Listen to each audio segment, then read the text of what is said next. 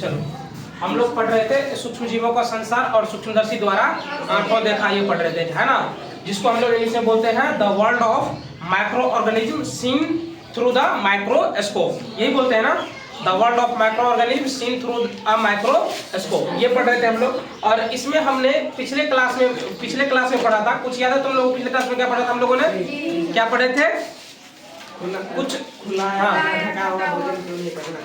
खुला या ढका हुआ भोजन क्यों नहीं करना चाहिए, और इससे कौन कौन से रोग हो सकते हैं, और रोगों के कारण भी समझे थे, और ये भी समझे थे कि मलेरिया का रोग वाहक कौन है या डेंगू का रोग वाहक कौन है, ये सब चीज हम लोग पढ़ लिए थे। चलो आज इसी में थोड़ा सा आगे बढ़ते हैं और बात करते हैं कि मानव में जो होने वाले कुछ रोग हैं और उस रोग के होने का कारण क्या है और उसके सुधार के लिए हम लोग क्या कर सकते हैं, इन सब चीजों के बारे में आज हम लोग समझेंगे। और आज हम लोगों का टॉपिक ये भी रहेगा कि आखिर पौधे में कौन कौन सा रोग होते हैं, और कुछ पौधे का नाम भी हम जानेंगे, और उसमें होने वाले रोग के बारे में भी जानेंगे कि उसमें किस प्रकार के रोग होते हैं, ठीक है ना।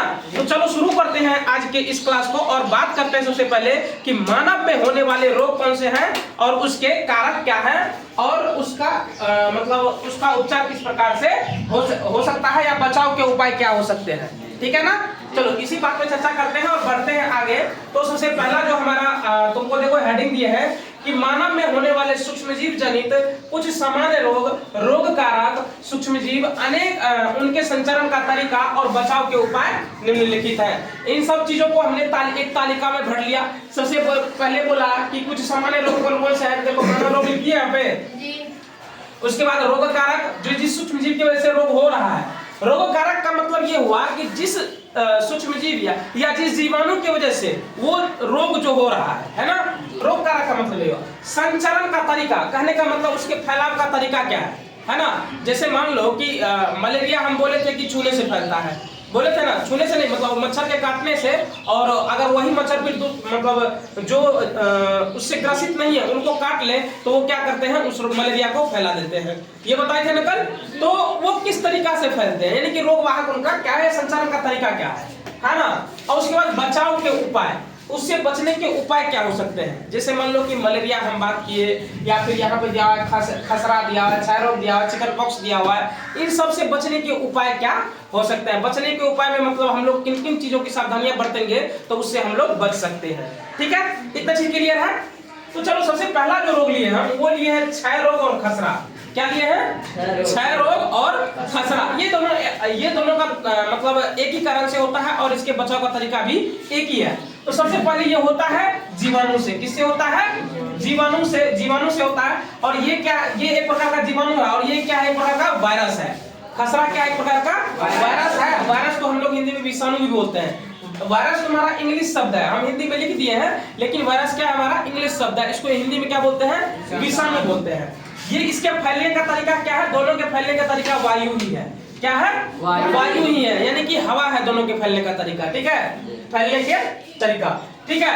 अब इससे बचने के उपाय क्या हो सकते हैं? तो बचने के उपाय है रोगी व्यक्ति को पूरी तरह से अन्य व्यक्तियों से अलग रखना। जैसे मान लो कि मुझे ये बीमारी हो गई, क्षय रोग या फिर खसरा जिसको बोलते हैं, मतलब खसरा कहते हैं, बोलते हैं क्षय रोग हो गया या फिर खसरा हो गया आपको, तो ठीक है। हमको क्या मतलब हमें क्या करना चाहिए कि हमको इन चीजों से, जैसे हम रोगी है ना, तो हमको बिल्कुल अपने फैमिली से बिल्कुल अलग किसी एक जगह पर रहना चाहिए, और अलग से हमको खाना या जो भी चीज हम पहनते हैं या करते हैं उन सबसे उन लोगों को दूर रखना चाहिए, ताकि इन रोगों से बचा जा सके, ठीक है। दूसरा है हमारा चिकन पॉक्स, ठीक है ना। चिकन पॉक्स एक प्रकार का क्या है, वायरस है। क्या है? वायरस है। इंग्लिश में इसको हम लोग इंग्लिश में वायरस बोलते हैं, हिंदी में क्या बोलते हैं? विषाणु बोलते हैं। ये देखो, या तो ये वायु से फैलेगा या फिर सीधा संपर्क से। जैसे मान लो कि मुझे ये बीमारी है, मैंने तुम लोगों को छू लिया, तुम लोगों में से किसी को भी छू लिया, तो वो क्या होगा, तुम लोगों के अंदर भी चला जाएगा। ये तो इसका मतलब ये हुआ कि ये वायु से तो फैलता ही है, लेकिन सीधा संपर्क में आने से भी ये फैलता है ना। दूसरा चीज है कि रोगी मतलब बचाव के उपाय इसका ये है कि रोगी की व्यक्तिगत वस्तुओं को अलग रखना। जैसे हम जिन भी चीजों का इस्तेमाल कर रहे हैं ना, उनको क्या करना, अलग रखना, मतलब एक जगह पे नहीं रखना। तुमको याद होगा कि आज से कुछ वर्ष पहले, यानी कि 2020-21 में ये आया था, कोरोना वायरस आया था, है ना। ये कोरोना का वायरस है, विषाणु आया था ना। तो इस समय क्या हो रहा था, लोग जितने भी बाहर से आ रहे थे, बाहर से मतलब जैसे जो दिल्ली में रहते हैं या फिर बाहर और अलग अलग शहर में, बेंगलोर में रहते हैं, कोई साउथ इंडिया में रहते हैं, तो उधर से जो भी व्यक्ति आ रहे थे, अपने गांव आ रहे थे, तो उनको क्या था, एक अलग सेंटर पे रखा जा रहा था 14 से 15 दिन के लिए। क्यों रखा जाता था? क्योंकि इतना दिन अगर वो सब चीजों से दूर रहेगा ना, तो हो सकता है कि उसका खत्म हो जाता, उसको फैमिली से मिलने दिया जाता था, नहीं तो फैमिली से मिलने भी नहीं दिया जाता था। यहाँ कि हमारे आसपास के स्कूल भर गए थे ना, तो सबको लग रहा था उनको बीमारी है, जबकि उनको था नहीं। तो ये अक्सर हुआ था कि मतलब जितने भी लेबर किस्म के लोग थे ना, इनको ये बीमारी नहीं हुई थी।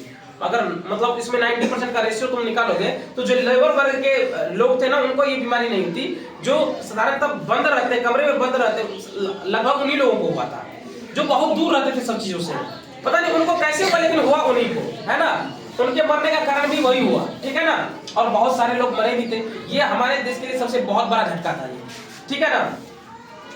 चलो अगला है हमारा पोलियो। पोलियो एक प्रकार का क्या है, वायरस है। ये भी वायरस है, क्या है, विषाणु, जिसको हम लोग बोलते हैं। ये वायु और जल दोनों से फैलता है। क्या फैलता है, किस से फैलता है? वायु और जल दोनों से फैलता है। और उचित समय पर टीकाकरण इसका जरूरी है।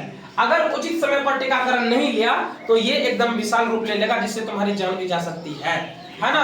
जो क्या है, पोलियो है। पोलियो का तुम देखोगे शुरुआत में, बचपन में ही पोलियो की बूंद पिलाई जाती है हम लोगों को। अभी तक ये चल रहा है रेशियो कि हर बच्चे को पोलियो की दवा पिलानी जरूरी है, अनिवार्य समझा गया है, पिलाना ही पड़ता है, ठीक है ना, जिससे मतलब पोलियो से बचा जा सके, ठीक है। और दूसरा हमारा है कि हैजा और टाइफाइड। टाइफाइड बुखार का नाम तुमने सुना होगा, हैजा का भी नाम सुना है। ये दोनों ही जीवाणु जनित रोग है। क्या है? जीवाणु जनित रोग है। ये जल और भोजन दोनों से फैलता है। किन किन चीजों से फैल सकता है? जल और भोजन, या जल से भी फैल सकता है। मतलब हैजा जो है जल और भोजन से फैलेगा, लेकिन जो जीवाणु है तुम्हारा वो किससे फैलता है? जल से फैलता है। ये सॉरी टाइफाइड, ठीक है। तो इससे बचने के उपाय क्या है? तो व्यक्तिगत स्वच्छता एवं अच्छी आदतों को अपनाना। जो व्यक्तिगत स्वच्छता का मतलब क्या हुआ कि हम जो भी कपड़ा पहनते हैं उनको बिल्कुल साफ सुथरा करके पहनना चाहिए। हम जो खाना खाते वक्त बहुत लोग हाथ धोते नहीं, बस खाने के लिए गिर जाते हैं। कुछ भी मिला, रास्ते पे मिला, उसको बिना धोए खाना। फल लाते हैं, फल को क्या क्या बिना धोए खाना शुरू कर दिया। तुमको पता नहीं होगा कि उसमें कितने लोगों का हाथ लगा हुआ है। और जरूरी तो नहीं कि हर आदमी का हाथ शुद्ध होता है, नहीं है ना। तो कभी भी अगर बाहर से जो कुछ भी हम लाते हैं उसको धो करके आराम से खाना चाहिए, ताकि कोई भी मतलब जो जीवाणु है या विषाणु है हमारे अंदर प्रवेश ना कर सके। तो व्यक्तिगत स्वच्छता एवं अच्छी आदतों को अपनाना, ये तो हो गया। दूसरा चीज हो गया भली भांति पकाए भोजन, उबला पेयजल एवं टीकाकरण। इससे बचने के उपाय एक और है कि भली भांति पकाए भोजन, जो मतलब पूर्ण रूप से पक गया भोजन है, वो करना चाहिए। दूसरा बात है उबला पेयजल एवं टीकाकरण। उबला पेयजल मतलब ये होगा कि जो बॉइल्ड पानी होते हैं ना, बॉइल्ड वाटर जिसको बोलते हैं हम लोग, वो पीना चाहिए। और टीकाकरण समय पे ले लेना चाहिए, जिससे हम लोग किससे बच सकते हैं? हैजा और टाइफाइड दोनों से बच सकते हैं। अगला है हेपेटाइटिस ए। क्या है? Hepatitis A. ये भी तुम्हारा मानव रोग ही है। ये एक प्रकार का क्या है? वायरस है, जिसको हिंदी में हम लोग क्या बोलते हैं? विषाणु बोलते हैं। ये किससे फैलता है? जल से। और ये इससे बचने के उपाय क्या है? तो उबले हुए पेयजल का प्रयोग एवं टीकाकरण। बॉइल्ड वाटर पीना चाहिए और टीकाकरण समय पे ले लेना चाहिए। तो इससे हम लोग हेपेटाइटिस ए से बच सकते हैं, ठीक है। समझ में आ गई बात? अब अगला है मलेरिया, जिसको हम लोग प्रोटोजोआ। ये इसका रोग कारक क्या है? प्रोटोजोआ है। और ये फैलता किससे है? मच्छर से फैलता है। तो इससे कैसे बचा सकता है? इससे बचने के लिए मच्छरदानी का प्रयोग, मच्छर भगाने वाले रसायन का प्रयोग, कीटनाशक का छिड़काव एवं मच्छर के प्रजनन रोकने के लिए जल को किसी भी स्थान पर एकत्रित न होने देना। तुमने देखा होगा कि गांव घर में क्या होता है कि चापाकल यहाँ पे है, इसके 10 मीटर के नजदीक में क्या करते हैं? गड्ढा खोद देते हैं, जहाँ पर जल इकट्ठा होते हैं, और वहाँ पे तुम देखोगे मच्छर भगाते रहता है ना। जिससे क्या होता है कि ये तुम्हारा मलेरिया हो गया, डेंगू हो गया, ये सब मच्छर के काटने से होता है, ठीक है ना। तो ये इन सब रोगों से हम लोग ग्रसित होते हैं, ठीक है ना। दूसरा चीज है मच्छरदानी का प्रयोग, जो बोला गया है। तो मच्छरदानी का प्रयोग तो हम लोग करते ही हैं, हमेशा करते हैं, हर मौसम में करते हैं। मच्छर भगाने वाले रसायन का प्रयोग, देखो यहाँ पर दिया हुआ तो है मच्छर भगाने वाले रसायन का प्रयोग। जैसे तुम लोगों ने देखा होगा कि लाइन वाला एक आता है, मतलब छोटा सा रिफिल आता है, उसमें लगा दो और उसको लगा, ऑल आउट जिसको बोलते हैं हम लोग, है ना। ऑल आउट खैर कंपनी का नाम है, लेकिन वहां पर देखो कहता है कि ऑल आउट लेकर के आना है, वो लगा देना, ठीक है। या फिर आजकल एक आता है ना छू मंत्र, जिसको अगरबत्ती बोलते हैं, उसको जला दो, मच्छर भाग जाएगी, है ना। तो हाँ, इन सब चीजों का प्रयोग करना चाहिए, लेकिन बहुत ही कम मात्रा में, क्योंकि इनमें भी कुछ ऐसे मतलब केमिकल्स मिले रहते हैं जो हमारे स्वास्थ्य के लिए क्या है, हानिकारक होते हैं। तो इन सब चीजों का प्रयोग करना चाहिए, लेकिन बिल्कुल कम मात्रा में। लेकिन मच्छरदानी का प्रयोग हम लोग प्रतिदिन कर सकते हैं, ठीक है। दूसरा चीज है कि कीटनाशक का छिड़काव मच्छर के प्रजनन को रोकने के लिए जल को किसी भी स्थान पर एकत्रित न होने देना। इन सब चीजों को अगर तुम चाहते हो कि आगे न बढ़े या फिर इनसे कोई बीमारी ना हो, तो उससे क्या करना पड़ेगा, उसके लिए तुम लोगों को क्या करना पड़ेगा कि मतलब जो जल है उसको एक जगह पे एकत्रित होने नहीं देना। जैसे वर्षा के समय में जल एकत्रित हो जाता है और वहां पर अगर मच्छर ज्यादा मात्रा में हो गया तो वहां के आसपास के लोगों को क्या कर सकते हैं, ग्रसित कर सकते हैं। अपने दरवाजे को साफ सुथरा रखो, मतलब एकदम जो जहां पर तुम रहते हो, जहां पर तुम बैठते हो, जहां पर तुम खाते हो, जहां पर तुम सोते हो, जहां भी तुम जाते हो, वो हर जगह एकदम स्वच्छ होना चाहिए, जिससे तुम इन सब बीमारियों से बच सकते हो, ठीक है। अब आगे है हमारा कि पौधों तथा जंतुओं में रोगकारक सूक्ष्म जीव। पौधों में ऐसे कौन से रोगकारक सूक्ष्म जीव है जिससे पौधे खराब हो जाते हैं, है ना। तो इनको समझने के लिए देखो, इसमें सबसे पहला पॉइंट हम लिखे हैं कि सूक्ष्म जीव मनुष्य को ही नहीं, पेड़ पौधों तथा जंतुओं को भी प्रभावित करते हैं। ऐसा नहीं कि सूक्ष्म जीव सिर्फ मनुष्य को ही नुकसान पहुंचाते हैं, ये पेड़ पौधे हो गया, चाहे जंतु हो गया, इन सब चीजों को ये मतलब इन सब जीवों को ये क्या करते हैं, नुकसान पहुंचाते हैं, ठीक है। अब अगर तुम देखोगे तो दूसरा पॉइंट लिखे हैं, गेहूं, चावल, आलू, गन्ना, संतरा, सेब, नींबू, टमाटर आदि पौधों में सूक्ष्म जीव के कारण रोग उत्पन्न हो जाते हैं। मतलब इन सब जितना का भी हम नाम लिखे, जैसे गेहूं, चावल, आलू, गन्ना, संतरा, सेब, टमाटर, नींबू, इन सब पौधों में क्या होता है, सूक्ष्म जीव के कारण रोग हो जाता है, ठीक है ना। जिससे इसकी वृद्धि और उपज प्रभावित होती है। इसके कारण क्या होता है, इसकी वृद्धि भी रुक जाती है और उपज में भी कमी आ जाती है। समझ गए बात को। अब आगे समझते हैं कि सूक्ष्मजीव जलीय पौधों के सामान्य रोग कौन कौन से हैं। सूक्ष्मजीव में जो सामान्यतः पाए जाने वाले रोग हैं वो कौन कौन से हैं और उनके कारण हमें क्या हानियां होती है। तो देखो यहाँ पर लिखे, सबसे पहला लिखे पादप रोग। पादप रोग मतलब क्या हुआ, पौधों में पाए जाने वाला रोग। दूसरा लिखे सूक्ष्मजीव, है ना। तीसरा लिखे संचरण का तरीका, मतलब कि ये कैसे फैलता है, ठीक है।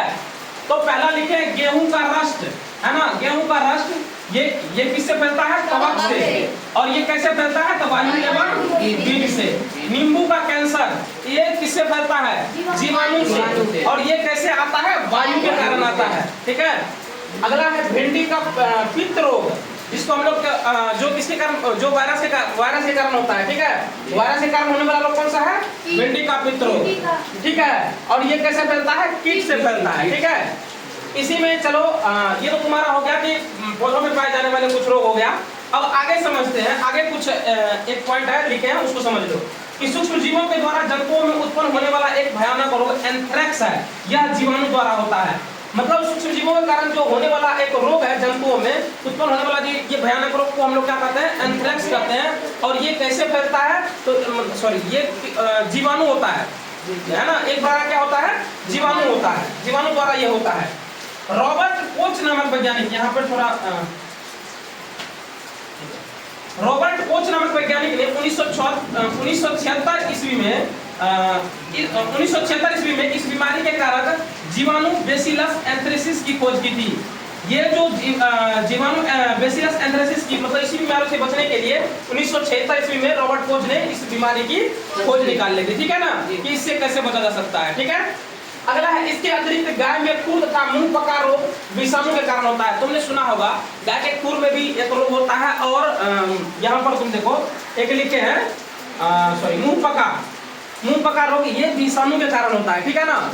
ये किसके कारण होता है, विषाणु के कारण होता है। तुमने देखा होगा गाँव घर में तो ये खासियत प्रचलित है कि इस गाय को मुंह पका रोग हो गया, इसके खुर में ये रोग हो गया, है ना। ये सब किसके कारण होता है, विषाणु के कारण होता है, ठीक है। अब इस क्लास में हम लोग इतना ही पढ़ेंगे और बहुत ज्यादा टाइम हो जाने के कारण इस क्लास को हम लोग यहीं पे खत्म करेंगे। लेकिन आगे जब हम अगले क्लास में आएंगे तो उस समय पढ़ेंगे खाद्य विषाक्तता, जिसको हम लोग फूड पॉइजनिंग बोलते हैं। क्या बोलते हैं, फूड पॉइजनिंग।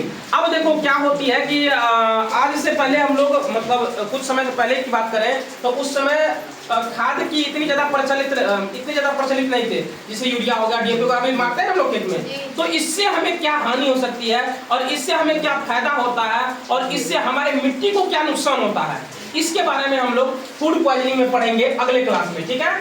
फिलहाल आज के लिए इस क्लास में इतना ही, आज यही तक रहने देते हैं, ठीक है।